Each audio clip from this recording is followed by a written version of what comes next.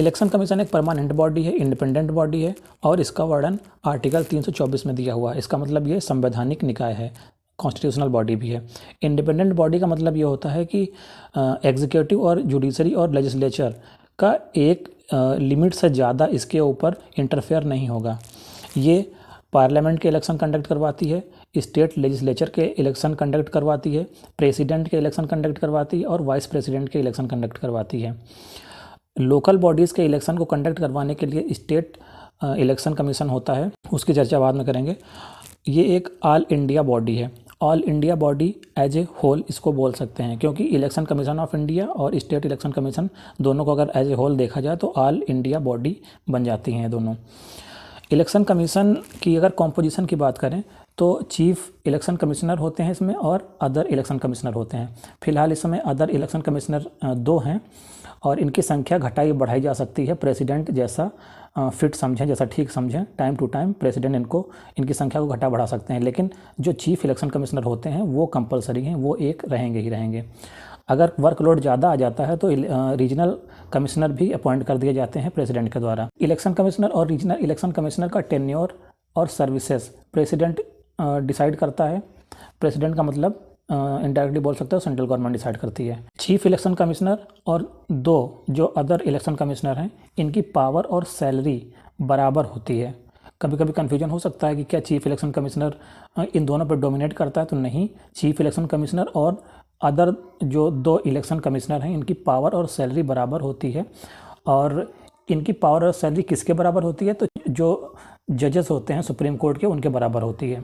और अगर डिसीजन लेने में कोई डेडलॉक पैदा हो जाता है, अगर चीफ इलेक्शन कमिश्नर और 2 अदर इलेक्शन कमिश्नर हैं, इनके बीच में अगर किसी डिसीजन को लेकर डेडलॉक पैदा हो जाता है तो वोटिंग कराई जाती है तीनों के बीच में, और 2 वोट जिसको मिल जाते हैं जिस डिसीजन को, वही मेजॉरिटी में वैलिड हो जाता है, वही डिसीजन मान्य हो जाता है। इनके टेन्योर की बात करें तो 6 साल या 65 साल, जो भी पहले अचीव हो जाए। इनका टेन्योर 6 साल का होता है और एज 65 साल की होती है मैक्सिमम, अगर या तो 65 साल पहले अचीव हो जाए या 6 साल पहले अचीव हो जाए। उसके बाद अगर अपॉइंटमेंट की बात करें तो प्रेसिडेंट इनको अपॉइंट करता है और रिमूव भी प्रेसिडेंट ही करता है। इसकी ब्रीफ हिस्ट्री देखें तो 1950 से लेकर 1989 तक एक इलेक्शन कमिश्नर होता था, जो कि चीफ इलेक्शन कमिश्नर ही था। 1989 में दो बढ़ा दिए गए, क्योंकि उस समय वोटिंग एज 21 साल से घटाकर 18 साल कर दी गई थी। 61वां संविधान संशोधन हुआ था। फिर 1990 में जो ये 2 बढ़ा दिए गए थे, इनको हटा दिया गया, फिर से 1 रह गए। और 1993 में फिर से 2 को जोड़ दिया गया, 2 इलेक्शन कमिश्नर फिर से जोड़ दिया गया। और 1993 से लेकर अभी तक इनका कंपोजिशन 1+2 का ही है, यानी 1 चीफ इलेक्शन कमिश्नर और 2 अदर इलेक्शन कमिश्नर हैं। इलेक्शन कमीशन एक इंडिपेंडेंट बॉडी है। अगर ये इंडिपेंडेंट नहीं रहेगी तो फ्री एंड फेयर इलेक्शन नहीं हो पाएंगे, इसलिए इसके लिए कुछ प्रोविज़न भी डाले गए हैं, जैसे security of tenure of chief election commissioner. Chief election commissioner की टेन्योर को सिक्योरिटी दी गई, आप उनको कभी भी नहीं हटा सकते हैं।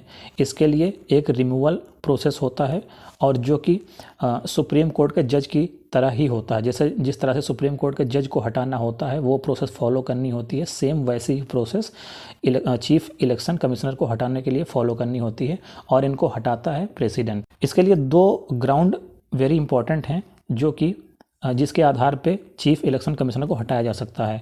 प्रूव्ड मिसबिहेवियर और इनकैपेसिटी, सिर्फ यही 2 आधार हैं जिसके आधार पे चीफ इलेक्शन कमिश्नर को हटाया जा सकता है, प्रूव्ड मिसबिहेवियर एंड इनकैपेसिटी। इसके लिए दोनों सदनों में, पार्लियामेंट के दोनों सदनों में स्पेशल मेजॉरिटी से रेजोल्यूशन लाना होता है और उसको पास कराना होता है। अगर दोनों पास हो जाते हैं तो CEC को हटा दिया जाता है। सर्विस कंडीशन को चेंज नहीं किया जा सकता है। अगर चीफ इलेक्शन कमिश्नर का अपॉइंटमेंट हो गया है, उसके बाद आप सर्विस कंडीशन को चेंज नहीं कर सकते हैं। इसी तरह से इलेक्शन कमिश्नर और रीजनल इलेक्शन कमिश्नर जो होते हैं, उनको भी प्रेसिडेंट हटा सकता है, लेकिन उसके लिए चीफ इलेक्शन कमिश्नर की रिकमेंडेशन भी ज़रूरी होती है। अब हम बात कर लेते हैं इलेक्शन कमीशन के कुछ फ्लॉज हैं। जैसे संविधान में इसके लिए कोई भी क्वालिफिकेशन प्रेस्क्राइब्ड नहीं है, ना तो लीगल, ना तो एजुकेशनल, ना एडमिनिस्ट्रेटिव और ना जुडिशियल। किसी भी तरह की कोई भी क्वालिफिकेशन संविधान में प्रेस्क्राइब्ड नहीं है। आप किसी को भी बना सकते हैं, लेकिन अमूमन सिविल सर्वेंट्स को ही बनाया जाता है अभी तक। दूसरा फ्लॉ ये है कि संविधान ने इलेक्शन कमीशन के मेंबर्स का टर्म स्पेसिफाइड नहीं किया है। इसमें सबसे ज़्यादा प्रॉब्लम ये हो जाती है कि जो अदर इलेक्शन कमिश्नर्स होते हैं वो चीफ इलेक्शन कमिश्नर्स की दया पर डिपेंड करते हैं। जब चीफ इलेक्शन कमिश्नर चाह जाए वो प्रेसिडेंट से कह के प्रेसिडेंट को रिकमेंड कर सकता है कि इन दोनों को हटा दो, तो वो दोनों हटा दिए जा सकते हैं कभी भी। हालांकि 6 ईयर का टेन्योर होता है, लेकिन वो मेनली चीफ इलेक्शन कमिश्नर के लिए होता है। बाकी जो 2 अदर चीफ इलेक्शन कमिश्नर्स होते हैं वो सिर्फ़ और सिर्फ चीफ इलेक्शन कमिश्नर्स की दया पर ही डिपेंड करते हैं। अगर चीफ इलेक्शन कमिश्नर चाहता है तो वो अपना टेन्योर पूरा करेंगे, अगर वो नहीं चाहता है तो वो नहीं पूरा कर सकते हैं। प्रेसिडेंट से बोल के वो हटवा सकता है उनको। तीसरा जो फ्लॉ है, कॉन्स्टिट्यूशन ने फर्दर अपॉइंटमेंट के लिए डिबार नहीं किया है रिटायरमेंट के बाद में। इसका सबसे बड़ा नुकसान ये हो सकता है कि अगर उसमें कोई प्रोविज़न नहीं है संविधान में, तो इलेक्शन कमिश्नर जो कि जाने जाते हैं free and fair election conduct करवाने के लिए, हो सकता है वो अपनी ड्यूटी सही से फुलफ़िल ना करें और वो इस लालच में हो कि अभी हम रिटायर होने वाले हैं और सरकार हमको कोई दूसरा पोस्ट दे सकती है, इसलिए वो फ्री एंड फेयर इलेक्शन को कंडक्ट नहीं करा पाएंगे या करने में सक्षम नहीं होंगे लालचवश।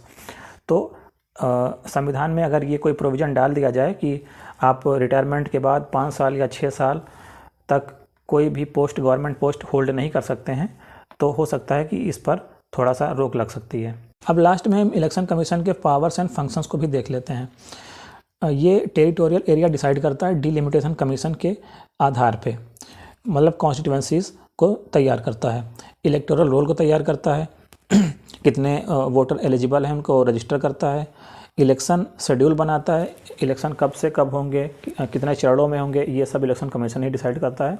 पॉलिटिकल पार्टीज़ को रिकॉग्निशन देता है, कौन से पॉलिटिकल पार्टी को रिकॉग्निशन देना है, किस पार्टी को नहीं देना है, ये इलेक्शन कमीशन ही बताता है। सिंबल अलॉटमेंट करता है पॉलिटिकल पार्टीज़ को, अगर सिंबल से संबंधित कोई डिस्प्यूट आता है तो उसको भी रिजॉल्व करता है। जैसे एक सिंबल को लेके 2 या 2 से ज़्यादा पॉलिटिकल पार्टीज़ के बीच में कॉन्फ्लिक्ट हो जाता है कि ये सिंबल हमको चाहिए, ये सिंबल हमको चाहिए, तो ये इलेक्शन कमीशन एक तरह का क्वासी जुडिशरी का भी काम करता है और वहाँ पे अपना डिसीजन देता है। कोड ऑफ कंडक्ट को भी डिसाइड करता है, मतलब आचार संहिता को भी लागू करता है। आचार संहिता कब लागू होगी, कब तक लागू होगी, ये सब इलेक्शन कमीशन का ही डिसीजन होता है। ये प्रेसिडेंट को एडवाइस देता है किससे संबंधित, जब प्रेसिडेंट को डिस्क्वालीफाई करना होता है किसी मेंबर ऑफ पार्लियामेंट को, किसी सांसद को जब प्रेसिडेंट डिस्क्वालीफाई करना होता है तो प्रेसिडेंट इलेक्शन कमीशन से एडवाइस मांगता है। इसी तरह से गवर्नर को भी ये एडवाइस देता है एमएलए को या विधायक को डिस्क्वालीफाई करने से संबंधित। इलेक्शन कमीशन पोल कैंसिल भी करवा सकता है, जहाँ पे बूथ कैप्चरिंग हो जाती है, इरेगुलरिटीज़ हो जाती हैं, लूटपाट हो जाती है या अदर प्रकार की इरेगुलरिटीज़ हो जाती हैं, तो वहाँ पे ये इलेक्शन को कैंसिल भी करवा देता है। और ये सभी तरह की पूरे ऑल ओवर इंडिया में इलेक्शन के सभी मशीनरी को सुपरवाइज़ करता है और ये पॉलिटिकल पार्टीज़ को उसका स्टेटस भी देता है, जैसे कौन सी पॉलिटिकल पार्टी नेशनल लेवल की होगी, कौन सी स्टेट लेवल की होगी, कौन सी रीजनल लेवल की होगी, ये सब इलेक्शन कमीशन ही डिसाइड करता है। Thank you.